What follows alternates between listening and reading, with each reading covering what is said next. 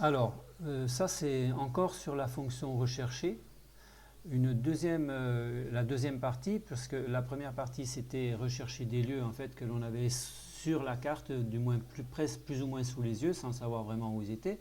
Là, on va rechercher complètement en dehors de la carte. Donc tout simplement, je vais rechercher, il y a deux types de recherche a priori, moi qui me semble, que l'on fait couramment, c'est-à-dire rechercher une ville, voire rechercher une adresse dans la ville. Donc pour rechercher une ville, c'est pas très difficile. Je vais rechercher quelque chose d'assez connu, mais quand même, je ne suis pas obligé de savoir où c'est, Montpellier, et puis ça me permettra d'y aller directement. Je fais rechercher. Alors vous allez voir ici ce qui se passe, il y a des résultats. Montpellier utilitaire, ah oui. Ben voilà, c'est très très bien parce que c'est exactement le type de résultat qui va vous faire râler et vous allez dire ça, il me trouve n'importe quoi.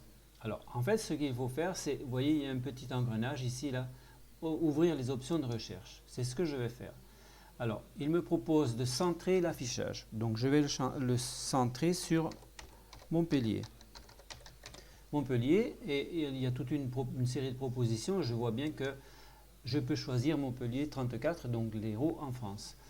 Je vais chercher dans le type de recherche, c'est quoi que je recherche? Ça fait partie des points d'intérêt. C'est peut-être ça qu'il faut savoir. Et parmi tous les points ou centres d'intérêt, en fait, il y en a un qui convient, puisque par rapport à ma recherche, c'est une ville. Si je fais rechercher, je vais avoir Montpellier. Voilà. Et l'endroit va s'afficher Montpellier avec, ici, la possibilité de marquer ce point.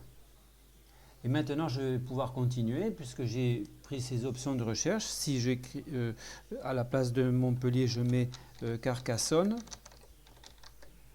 Je vais faire une recherche. Voilà, et j'ai directement Carcassonne et il m'indique même qu'entre Carcassonne et Montpellier, il y a 131 km. Oui, d'accord? Donc voilà, je suis ici sur Carcassonne.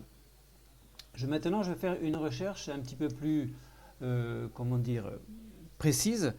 Je vais aller chercher dans Nontron. Si j'écris Nontron et que je mets la rue Léon Blum, je vais mettre Blum tout simplement, on va voir ce qu'il va me donner.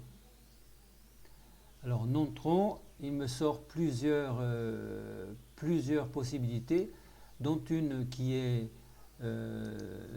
celle-ci là, mais il ne tient pas compte du nom de la rue. Donc je vais retourner dans les paramètres.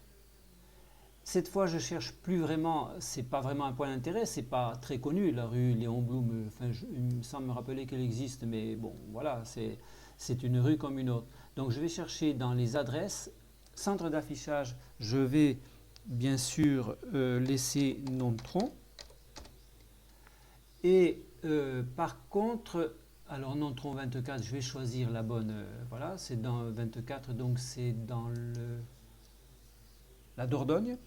Et je vais mettre Léon Blum, ou Blum tout simplement. Voilà, donc si je fais tout ça, normalement, voilà, 2 rue Léon Blum, si je clique 2 fois dessus, en fait, le temps d'afficher la carte, puisque j'étais centré sur Avignon, il a fallu qu'il aille sur Nontron et qu'il fasse un effet de zoom. Ça prend un petit peu de temps. Voilà, mais j'ai trouvé mon adresse de rue Léon Blum et je peux mettre un waypoint ici, à cet endroit-là, de rue Léon Blum à Nontron. Bon, voilà, j'espère que avec ces deux petites vidéos sur la recherche, vous allez plus pester sur Basecamp, même si je trouve que c'est un petit peu, bon, c'est pas évident, on va dire. Allez, courage, on va s'en sortir. À bientôt.